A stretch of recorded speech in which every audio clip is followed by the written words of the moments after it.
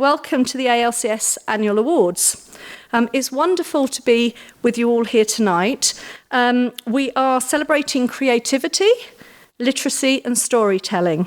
And this is the second year that we've held the ALCS Annual Awards at the Goldsmiths Centre, which I'm sure you'll agree is a fabulous location. And not only that, they do excellent wines and bubbles and everything else. Sadly, I'm still on dry January and I'm here with my caffeine-infused Coca-Cola, so I'm not enjoying that bit, but who knows, maybe later I'll imbibe. So thank you very much indeed for joining us. So to introduce myself after that long intro, I'm Barbara Hayes, Chief Executive of the Authors Licensing and Collecting Society.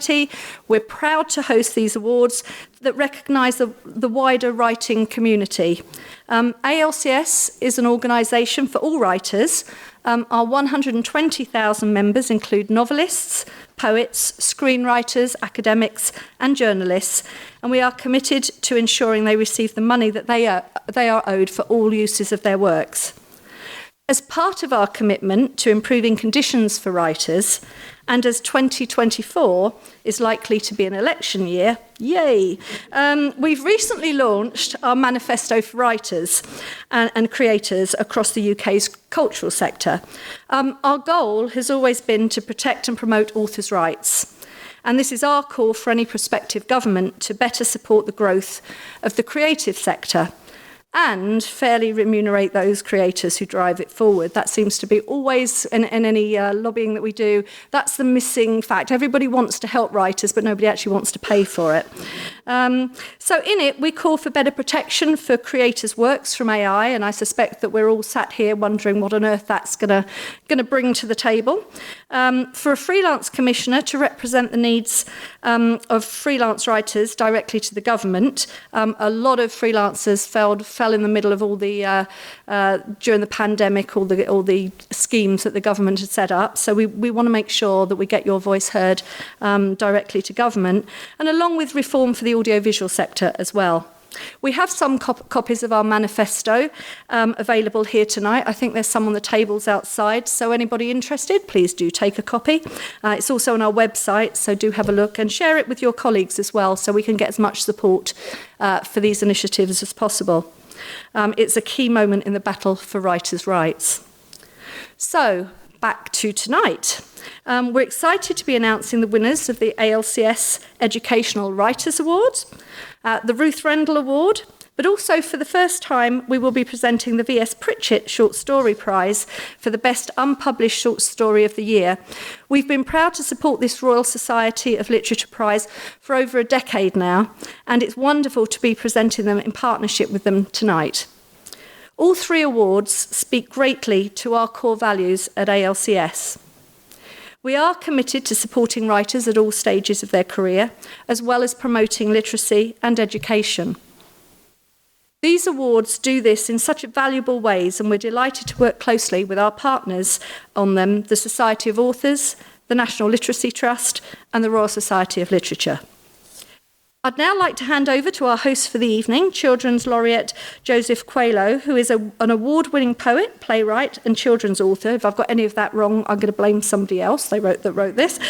His work has poetry and performance at its heart, drawing on over 20 years' experience running dynamic creative literacy sessions in schools, and Joseph aims to inspire young people through stories.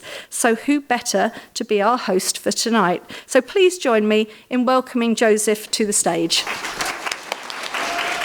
right. Oh, thank you. Hello, everyone. Are we all okay? Bit wet. Yeah, I feel like I've just been wet all day. All year. Oh, yeah, constant drizzle. But it's what we come to expect. It's why it's so lush. Right, so, you gotta look on the bright side.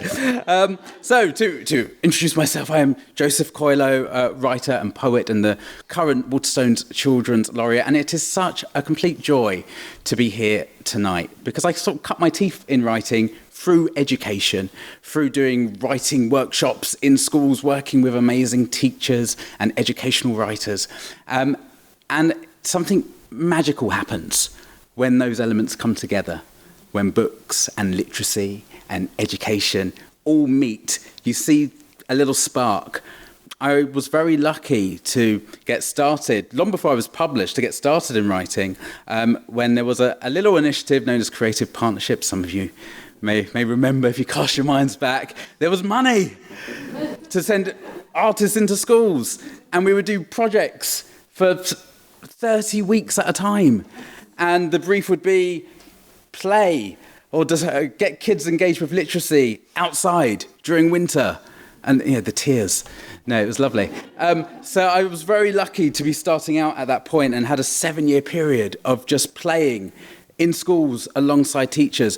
And what was great about some of those initiatives was that often the students would get to interview the potential artists. And I remember going to a school, I think it was in Billericay, and these little year 1 kids were interviewing me. And I was so scared because it's year 1 and they will toddle out if they're not impressed. And I guess these kids will be, so at the time I was unpublished, but I was writing poems and performing poetry on the poetry circuit. And I guess they were told, oh, he does stuff with books, even though I was unpublished. And I came in and it was time for them to ask their questions. And one little boy put up his hand and he said, "What's the name of your friend?" So I'd come in alone. So every horror movie of a little creepy kid saying, my friend over there in the dark corner, started coming into my head. I said, what friend? And he said, your friend in the factory. And I was like, oh God, what happens in this factory where this imaginary friend takes people? And I said, what factory? And he said, the factory where you make books. And it dawned on me that there was something magical happening here because kids, I think all of us, we have this innate creativity, and somewhere along the line, society teaches us to edit, to restrict, to not be brave with our creative spirit. And kids have that creative spirit right from the start. And I was always amazed to see how they're using all the poetic devices, all the story structures, out in the playground. They're using onomatopoeia, they're using rhyme, they're using alliteration. They don't know what it's called, but they're using it. And so it's something so special occurs when education and writing and books all meld together. So it is a real pleasure to be joining you tonight to celebrate these awards. So going on to the awards, the first award to be presented tonight is the ALCS Educational Writers Award, which is administered by the Society of Authors. It's now in its 16th year. The Educational Writers Award was established to celebrate educational writing that inspires creativity, encourages students to read widely and beyond curriculum requirements. This is the UK's only award for creative educational writing. The award is for outstanding examples of children's non-fiction published between 2021 and 2022 for the 5 to 11 age range. So that's a difficult age range. The winning author and illustrator will share a prize of £2,000. I think that needs a... £2,000. Past winners include Juno Dawson, Robin Walker and Kath Senka. This year's prize was judged by award-winning author Atanuki, primary school teacher Imogen Thomas, and critic, author and children's book consultant Jake Hope. Judge Imogen Thomas is here tonight to talk about this year's brilliant shortlist, so I'll hand over to Imogen now.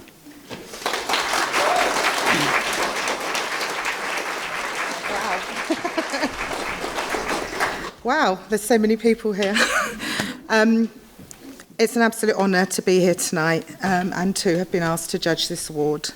I am a primary school teacher, so where have you been? Cardiff next? Oh, yes. Cardiff next. I have an enviable job, I think, of teaching young children to read, to encourage a love of literature and to light a fire inside them. The primary school that I work in Cardiff is not in a leafy green suburb. It's in an area with many challenges where a lot of children don't actually see their parents reading, and quite a lot of them don't actually have books at home.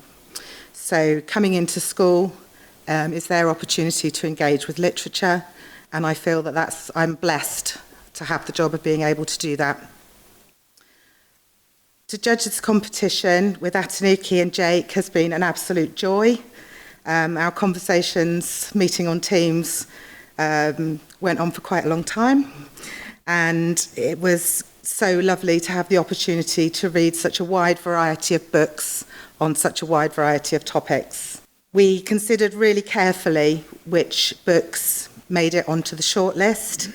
We looked for books that were furthering understanding in an original and vibrant way. We considered the relevance in that age range, the accessibility for all abilities of children, and inclusivity, that current topics also represented the diverse society in which we live. So, on to the shortlist. So, first of all, the flat questions and answers about racism. This was a beautiful book, which will definitely be finding a place in my teacher toolbox of essential books. It was a thoughtful book that opened up discussion on what racism actually is, how to begin to talk about it, and it doesn't shy away from difficult questions.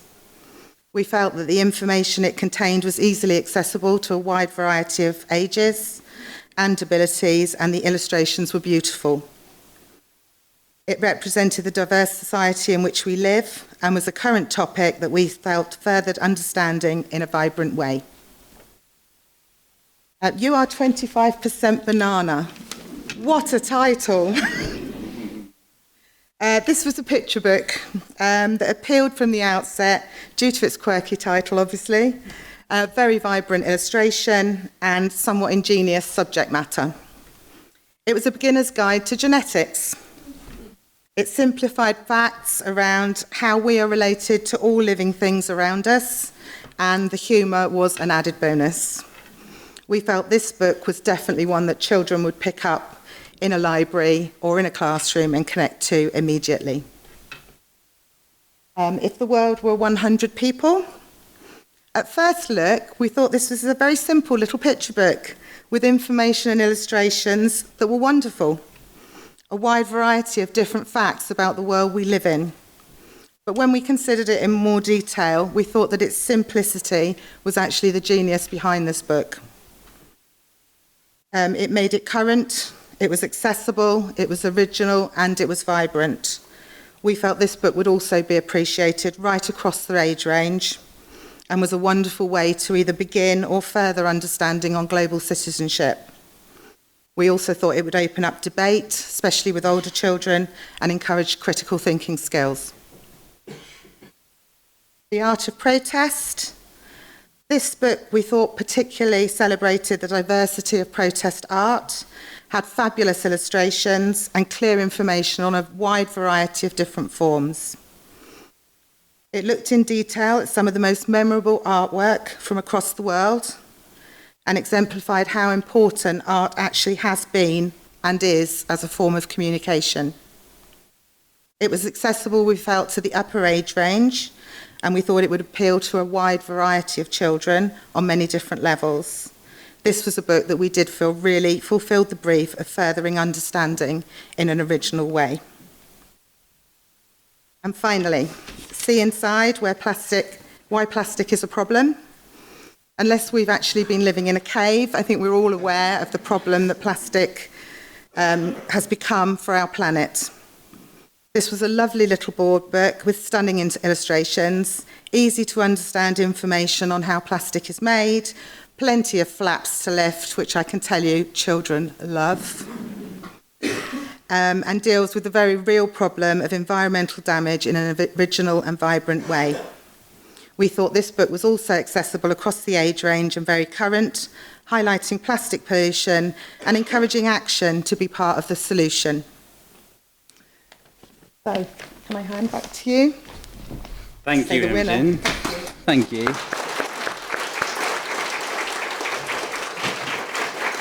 And can I just say how refreshing it is to hear about a Teams meeting that couldn't have been an email. No, that was lovely to hear about those shortlisted books. We find out who the winner is. I kind of feel like doing the winner is, but I won't do that. And the winner is... If the World Were 100 People by Jackie McCann and illustrated by Aaron Cushley.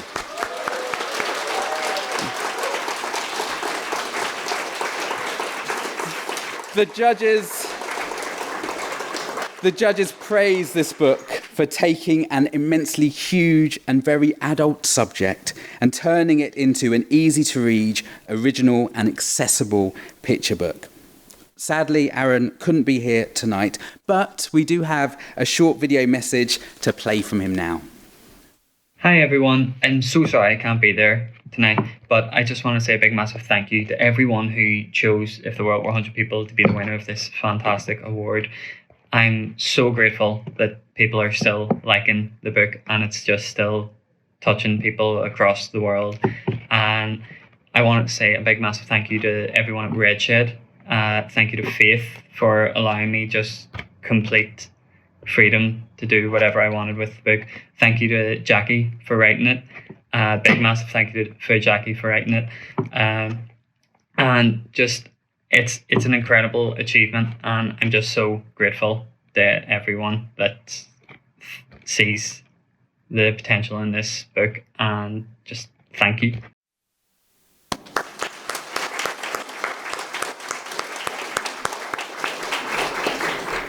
And I'd now like to invite Jackie McCann to the stage to accept her award and to say a few words.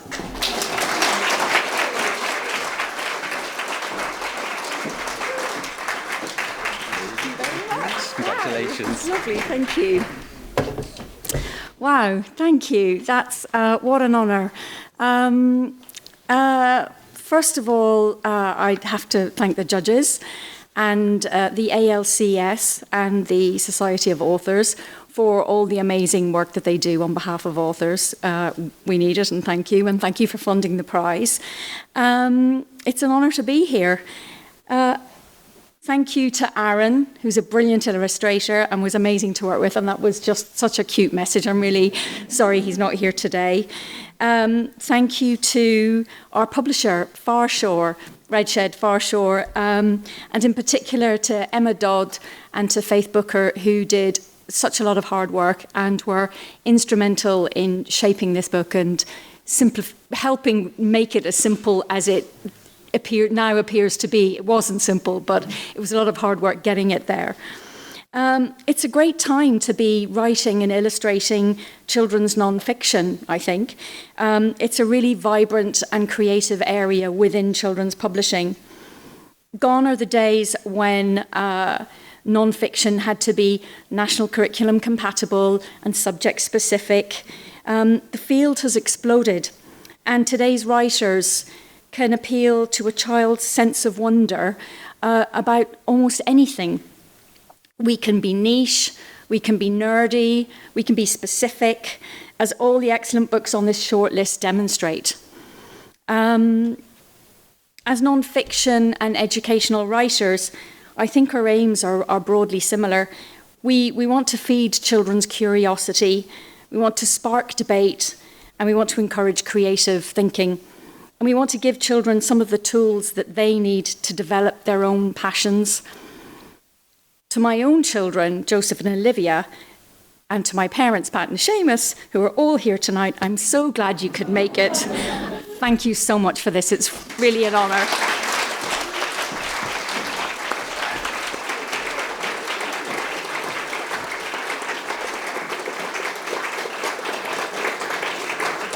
Congratulations again to all the shortlisted writers and illustrators, and especially to our winners, Jackie and Aaron.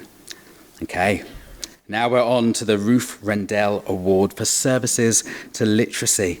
This award honours the author or writer who has had the most significant influence on literacy in the UK in the past year.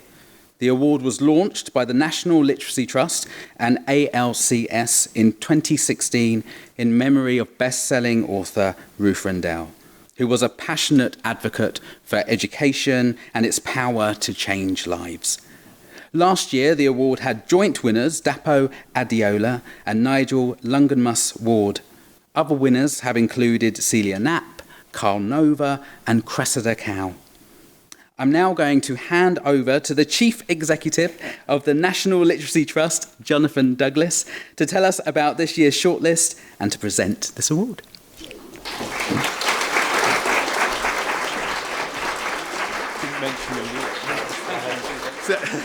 So Joseph promised me that he was going to say the last time we met was in the Gents in Clarence House, and it honestly was, and he bottled out. Anyway, it's utterly wonderful to be here. This is such an important award. Everybody who is a teacher, a librarian, everybody who works with young people, with adults with literacy issues knows that actually there is nothing more powerful than working with a writer who personifies and takes an abstract book and makes it a living personality, a writer who actually animates and brings alive what writing is and what a book is. Powerful beyond words. And we had extraordinary nominations from teachers, librarians, from lecturers, from young people themselves for the first time this year. Even though we didn't ask for it, they came in. And that's young people. And it was absolutely fantastic. And all of them really bear witness to the fact that everyone who is a writer in this room, part of your vocation as writers is obviously to create writers through the act of writing, but actually you are ambassadors of writers writing in other ways. And every time you turn up and you're in a class, a school hall with 150 year nines and the door closes and you realise you're on your own with them and they're feral. Every time you're in a primary school and clearly the head teacher's misled the kids and they think you wrote Alex Rider, Harry Potter, Dilly the Dinosaur and Macbeth. The point is you are fighting the good fight. You're on the side of the angels. You're doing the right thing. You really are. So thank you to every writer in this room for everything they do to promote literacy. The National Literacy Trust, the other agencies working to promote literacy and reading in the United Kingdom value your work immensely. The nominees are as follows. Ellie Crawshaw-Prince, the architect of the Pip and Pap phonics. During the lockdown, Ellie realised that there was a paucity in terms of decodable books and has now created 119 decodable books for kids. And also a phonics scheme. Harry Heap, by the way, if I mention your name, give me a whoop. Harry Heap. Oh, you're called Harry Heap. Harry Heap, writer of the Indiana Bones and the Shiny Pippin series, supporter of amazing work that's going on in Bradford. I think this is his own blurb. I don't believe it's published. When he was a little boy, Harry dreamt of being a writer and a police dog. Now he has written a few books. He is now concentrating on becoming a police dog. Anyway, so there we go. Good luck, Harry, becoming a police dog. Laura Mutcher. Laura, poet and author in residence at the Department of Public Health and Primary Care at the University of Cambridge. Declared by that was a nice little whoop. Declared by Book Trust as stunningly original, working with the Royal Society of Medicine, the National Literacy Trust, the Centre for Literacy and Primary Education, UNICEF. What is particularly extraordinary, I think, about Laura's work is, first of all, that actually the focus of so much is on health and well-being, such an important issue for young people at the moment. And the second thing which is extraordinary about her is her infectious enthusiasm. I got stuck in a taxi with Laura somewhere near Doncaster. She inspired me to do something poetic in a Sainsbury's window in Forest Hill, which I will tell you about over a drink. Michael Morpurgo, writer, playwright, performer, librettist, whose books have achieved 135 million sales worldwide, president of Book Trust, former Children's Laureate.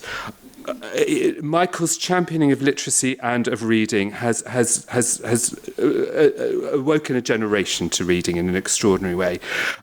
For me, perhaps the most amazing is Michael created something called the Wicked Young Writers Award, which he managed to persuade Her Majesty Queen Camilla to become patron. And I said to her, she's our patron. I said, Your Majesty, why are you here? And she said, because Michael told me to. That is Michael Morpurgo. Richard O'Neill, born to a traditional nomadic Romany family, brought up in different recreations across the north, using the power of storytelling to promote inclusion. He co-founded the Diverse Book Week, topped publishing, and his new project is the Northern Storytelling Academy. Congratulations, Richard. Sharina Lee Satie, spoken word artist, educator based in Bradford. And there were many things extraordinary about her nomination. One of them was actually, she was one of the people where the nomination came from young people who'd taken part in her programmes. Very, very, very powerful. Nominated for the National Diversity Awards, the British Indian Awards, and motivated by a powerful commitment that poetry is for everyone and should be accessible for everyone. And Chris Smith and Greg James that was a very full set over Chris. Creators of Kid Normal, Super Ghost, if you've seen them in action, they exude enthusiasm. Their creative process is something which they model in the way in which they talk to children and young people. But they were nominated specifically for their role in championing libraries, and in particular championing primary school libraries. And I've seen them in action from Croydon to Newport to Bristol. Their belief in libraries and their belief that every child is entitled to high quality libraries has been a very powerful motivating factor for schools, for charities like my own, and has resulted in some significant changes, 1,000 new libraries in schools across the country. So amazing nominations, amazing nominations. And I now think I'm going to be given a golden envelope. And I'm not going to do the deep voice that you did. The nominations were so powerful that in the end, the team of judges decided that this year we would award a runner-up award for the Ruth Rendell Award. And it gives me great pleasure to announce the runner-up of the Ruth Rendell Award is Laura Mutcher. Laura, come up, Laura, come up. Laura visits schools across the country to work with children and teachers, exploring the impacts of poetry. She's an advocate for the power of writing. She's an expert and an extrovert in blending creative skills, and she's an acclaimed writer, poet, and academic. You bring your brains to school. Laura, congratulations. Thanks! And you get to say something. Do I? You get to say something. I didn't invite my husband because I didn't think I was going to win, and I didn't know you made a runner-up thing. Thank you. So I feel like I shouldn't talk too much because I haven't won, but I do want to say a couple of things. First of all, I want to say thank you. Thank you. Thank you. Thanks to people running the award, but also thanks to everyone in this room, and in particular NLT and the CLP, who really champion children's literacy. And also, no, I think that's the thank yous. Is that the thank yous? That's the thank yous.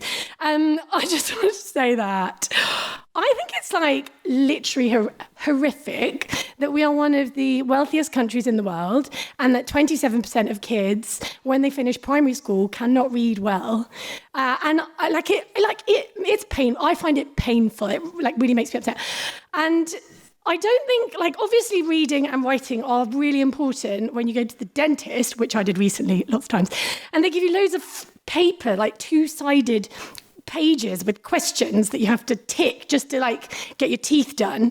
Or if you go to the doctor, or if you want to fill out a form to get a bank account, reading and writing is everywhere. So that's the very practical, being able to engage in life in a meaningful way aspect of writing and reading. But there's also the bit that I'm whooping all the time, which is the mental health and well-being side. So there's loads of research on this, and I'm not going to bore you with it. This guy and the NLT have done some of it. Basically, newsflash, literacy, reading, writing, really good for mental health and well-being. And it's also something that I experienced in my own life. I used to be a corporate lawyer, boom, boom, and then I was hit by a car when crossing the road 12 years ago. And I was left bedbound for 2 years, and no one knew what was wrong with me. And I only got a diagnosis after 2 years when I had cardiac arrest. In that 2 years, reading and writing are what got me through, literally. It wasn't the doctors, it wasn't the therapist that my law firm sent me to because they thought I'd made it up. I tell you why I think it was so valuable. I think that I had no control over what was going on in my life. I couldn't walk to the Sainsbury's that was 2 minutes away from me, but I could read and write a poem. And reading and writing helped me make sense of what I was feeling. People were staying away from me because they didn't know what to say to me. I mean, what do you say to someone that's like bedbound? Hal, what did you do today? Nothing, I'm in bed. It's not a great chat, is it? So reading and writing helped me make sense of what was going on for me. It also helped me feel less alone. It helped me feel connected to others. And it helped me have a voice. And I think that is why I think 27% is not good enough. And that is why I'm really thankful that I'm a runner-up. Yay! But also, I'm really thankful to all of you because, I love the shortlist. Literally, you're all amazing, and all of you are amazing, and we all need to do this because 27% is not okay. Bye!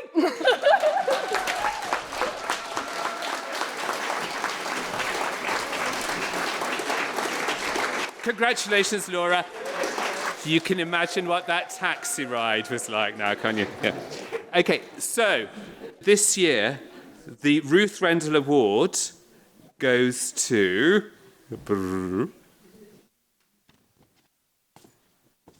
For their championing of libraries, and in particular school libraries. The Ruth Rendell Award this year goes to Greg James and Chris Smith.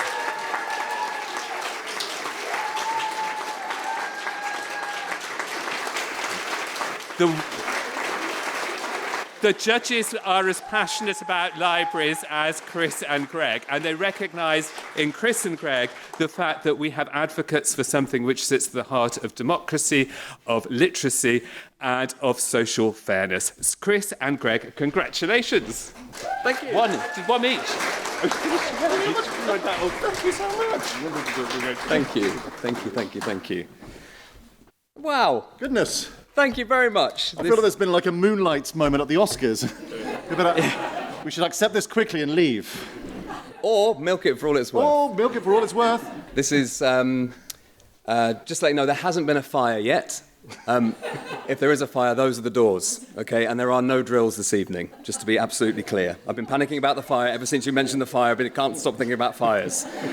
We are so unbelievably thrilled to have been even nominated for this award because it's something that we take great pleasure in doing. We love writing, we love working together, we love coming up with stories, we love coming up with characters and worlds that hopefully will entertain young brains. And the most fun part of that, apart from writing with you, sure, is that we get to go to schools and we get to go into classrooms and speak to kids and say, being an author and writing stories is a thing that you can do. And all it takes is maybe one person, hopefully, to come into your school and just say, you can do this. You don't have to be amazing at it. You don't have to be a bestseller, but you can just go and write, and it's a really great thing for your brain. So we just feel very lucky that we get to do that regularly, and we don't find it in any way unenjoyable. So it doesn't feel like we deserve an award like this. And and libraries are sacred places, and they're places that we learnt to read and write and make friends with characters that you read in books. So we love it. It's mostly always fun. Mostly always fun. Yes. Mostly always fun.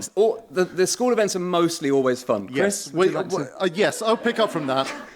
This is my favourite thing that's happened in the last sort of 9 years that we've been writing together. We do love going into schools, and I would like to... I think we should dedicate this award to all the incredible kids that we have met in many schools all over the place who've shown us around their libraries so proudly, apart from two.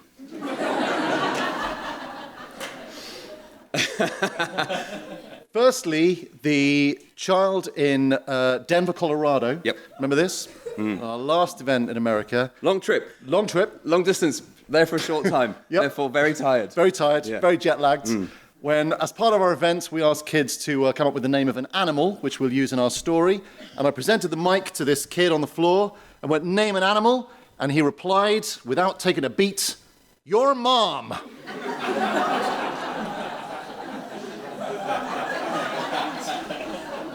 It's taken Chris 7 years to get to the point where he can tell that story. Yep. So, a round of applause for him being brave this evening. Thanks. Thanks. It's one of the funniest things that I've ever seen. I couldn't speak for the rest of the show we were doing, but that aside, no, that included. No, there's a second kid actually. What was that? There's a second kid, which you probably don't remember. I think this was last year. And I was doing an event alongside Greg, and we started the question and answer session, and a kid put their hand up and went, "Are you his dad?"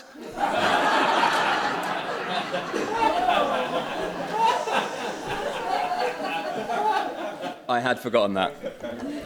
I'd forgotten that. And you said you like the beard. Apart from that, apart from those two children, we would dedicate this award to all the children.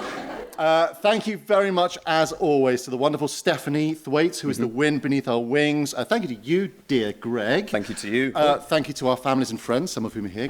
Jenny's here, Bella's here. Hello. Thank you to Lucas. Thank you to the ALCS. Thank you to the wonderful National Literacy Trust. Yep. We love working with you. I don't understand why, for every meeting, we have to come to the toilets at Clarence House. But it paid off. It paid off. Huh? We'll see you next year. Anyone else we need to thank? Yes, a couple of others. I'd like to thank all of our good friends at Bloomsbury for supporting us, and all of our friends at Puffin as well for supporting us and showing us the way and introducing us to amazing schools and amazing places and charities like the NLT.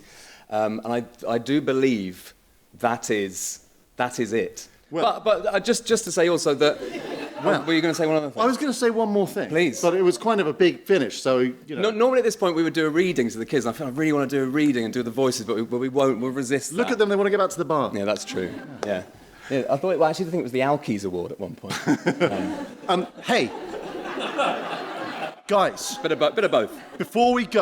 Just before we go, real quick, what about a quick ride round on the library's hobby horse? That'd be Are you great. ready? Yeah. So, imagine you could install a magical door in every school, a door that would take kids into the heart of a black hole in deep space, or into an enchanted forest for an adventure, or to any period of history they wanted to visit. Or if they were a kid who was a bit sad or a bit lonely, it would be a room full of new friends. Well, you can. It's called the Door to the Library. Shall we put a library in every single primary school? Yes! Thank you very much.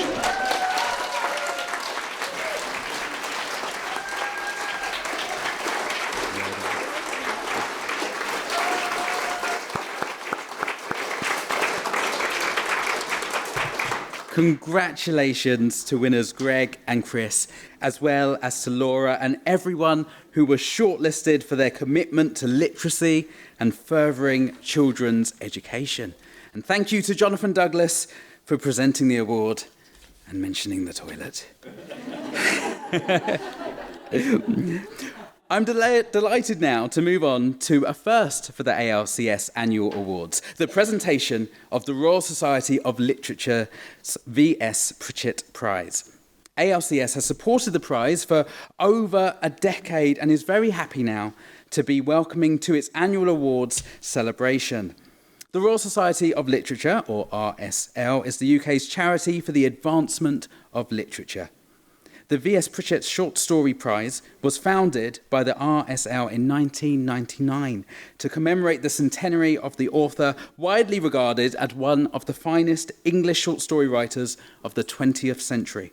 The prize seeks to preserve a tradition encompassing Pritchett's mastery of narrative.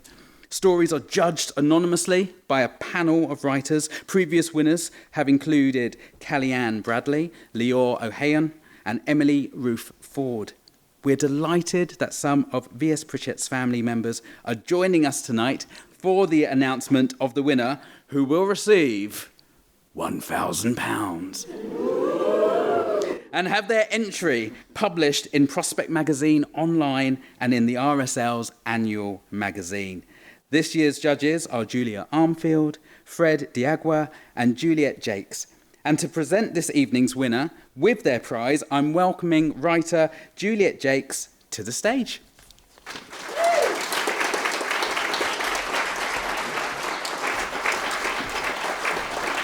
Thanks, Joseph. You'll be sorry to hear that I don't have any of the jokes, comic timing, charisma, charm, passion, or enthusiasm of any of our other judges tonight. But I'm judging a short story contest, so I do have the advantage of brevity. Especially good when you're on last, I find. So well done, everyone, and good night. No, look, seriously, it's a real honour to have been asked by the Royal Society of Literature to host this evening, and an incredible honour to be asked to co-judge this year's VS Pritchett Short Story Prize, along with Julia Armfield and Fred Daguiar. I've always loved short fiction. I've always thought it's a form of writing that is greatly underrated and undervalued and underpromoted in the world of literature and more widely. So anything I can do to help the art form, and it's such a consummate art form, achieve some of the recognition it deserves, I'm always very happy to do that. So hence being very happy to co-judge this prize. Choosing a shortlist, let alone a winner for any award is never easy, and this was no exception. The three of us looked at a great number of stories. I think we had more than 30, which we were judging anonymously. They were all of a very high standard, incredibly diverse. So we all chose our personal favourites and then met for a very good-natured deliberation. That's not sarcasm, it was.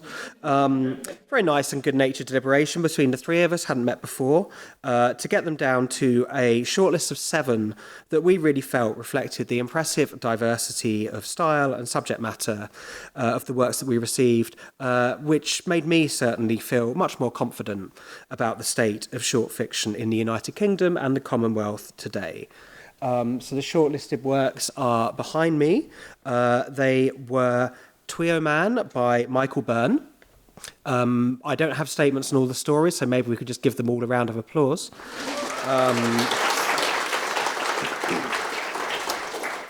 Off Lizard Point by Jill Fraser. A Gimmick by Alessandra Panizza. Playing Badminton with Plums by Hannah Persord. The Three Deaths of Nina Carmichael by Sharma Taylor.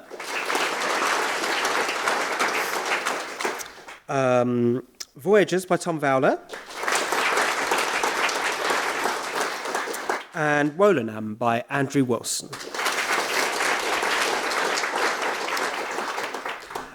So now the golden envelope. So the winner of this year's VS Pritchett Award for short fiction is Tom Fowler with Voyagers. So just to say a little bit about the story, as Tom comes up, the judges were unanimous in our admiration of this story. Julia said that Voyagers has an exceptional sense of balance, holding various ideas up off the ground with remarkable grace and sincerity. Fred described it as having real intrigue and knowingness that makes for compelling reading. It's the erotics of science, desire mediated through a quest for knowledge, sex between two kindred souls as a metaphor for finding their bearings as people on a planet in a cosmos. I'm sure that makes you want to read it. It was a real favourite of mine amongst the stories as well. So very happy to invite Tom up to the stage to accept his prize and say a few words. Congratulations, Tom. Well done. You take the stage. Shit.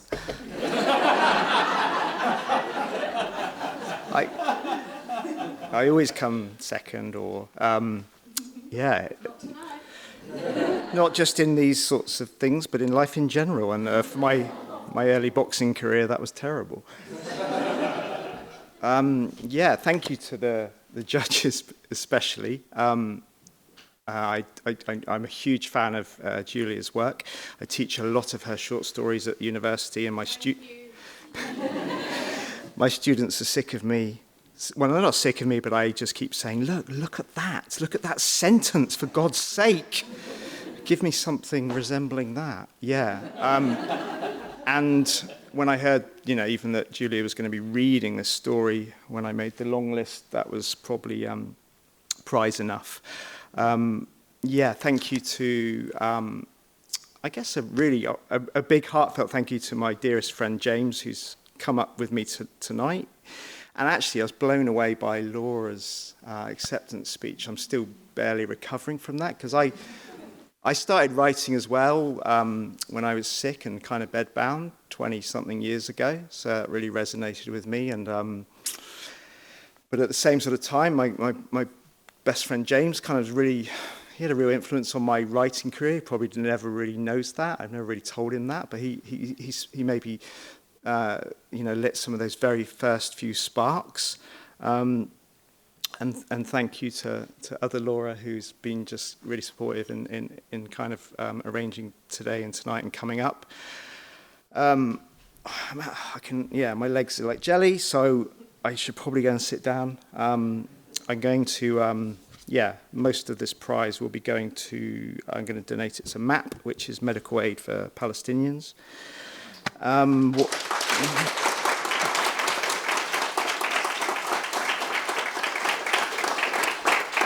Lastly, I guess the short story is such a marginalised form. It's especially in the UK. We often think of the we're still kind of hung up with the apogee of the literary form as being the Victorian novel, I suppose. And prizes like this really, kind of bring it into the spotlight, into relief. It's some of the most exciting of literary forms for me. Enjoy the rest of your evening, and thank you for coming along, and thanks to everyone who is going to read my story. Thank you.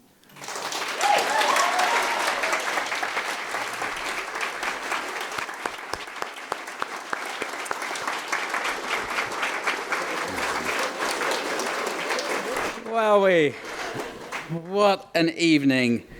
I'm afraid that concludes. I know, it is an R, isn't it? It's an R, what a beautiful evening. That concludes the ALCS Annual Awards for another year. Thank you to everyone for coming, and congratulations again to all the winners and shortlisted writers and illustrators. Can we ask all winners and nominees to stay back for some photos and to receive your prizes? Everyone else, please make your way back to the atrium for more drinks and canapes to celebrate the winners of the ALCS Annual Awards. Thank you.